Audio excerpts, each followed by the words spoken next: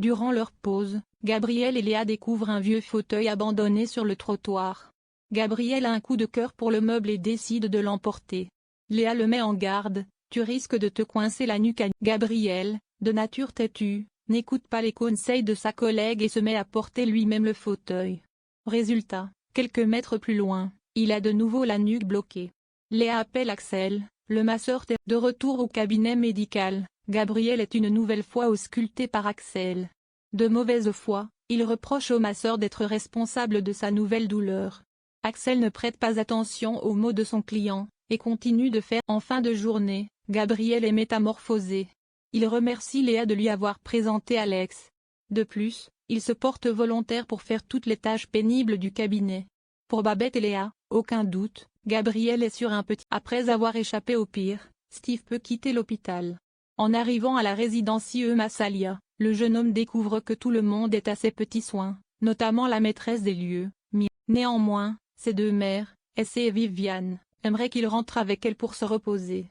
Steve accepte de quitter le Mistral pour quelque temps. Pendant que Viviane prépare le sac de voyage de son fils, Essie prépare une tarte aux myrtilles pour la. Steve est ravi d'être chouchouté par ses mères. Tous les trois, ils se remémorent de précieux souvenirs. Mais au fil de la discussion, Steve se braque en découvrant que ses mères l'avaient désinscrit du judo pour le protéger, alors qu'il a toujours cru qu'il avait été. Plus tard dans la journée, Steve confie à ses deux mamans avoir du mal à accepter ce nouveau mensonge. Il leur en veut de lui cacher sans cesse la vérité: vous m'avez beaucoup trop couvé, je suis devenu un mec trop mou qui ne sait pas se défendre. De plus, Steve leur annonce qu'il a changé d'avis et qu'il souhaite rester. Alors qu'elle fait un footing dans les sous-bois, la juge Colbert entend une violente détonation. En se retournant, elle s'aperçoit qu'une jeune femme est touchée par balle. Elle lui prodigue un massage cardiaque, et épipe elle aussitôt les secours. Jean-Paul, Stéphane Hénon, et Charlotte de la PTS se rendent aussitôt sur les lieux. La juge alerte les policiers sur un détail: elle a entendu une voiture prendre la fuite aussitôt après le tir. La police, quant à elle, lui révèle qu'un MP3 a été retrouvé dans les affaires. Plus tard, au commissariat du Mistral, Jean-Paul et Ariane décident de s'intéresser au MP3 de la jeune femme.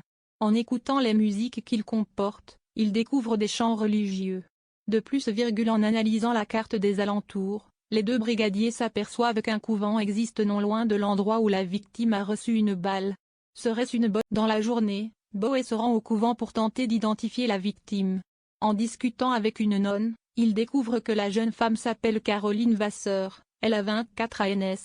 Elle a rejoint le S-Lieu il y a à peine un an. La sœur informe Jean-Paul que la jeune femme court tous les matins. De plus, cette dernière confie à Jean-Paul que Caroline est une personne discrète, qui a grandi dans une famille croyante. Néanmoins, elle n'a jamais évoqué sa vie passée. Boé se demande si le tireur ne serait pas une ancienne connaissance de Retter. Au commissariat du Mistral, Boé fait un point avec Durieux, le nouveau procureur, en compagnie de Patrick et Ariane. Alors que Durieux souhaite serrer la main à la brigadière, celle-ci l'ignore. Une fois seule avec Patrick, elle lui dit: il s'est mal comporté avec moi. Malheureusement pour elle, le commissaire lui annonce que Durieux est venu se plaindre d'elle. Il demande à Ariane de se calmer et de faire profil bas.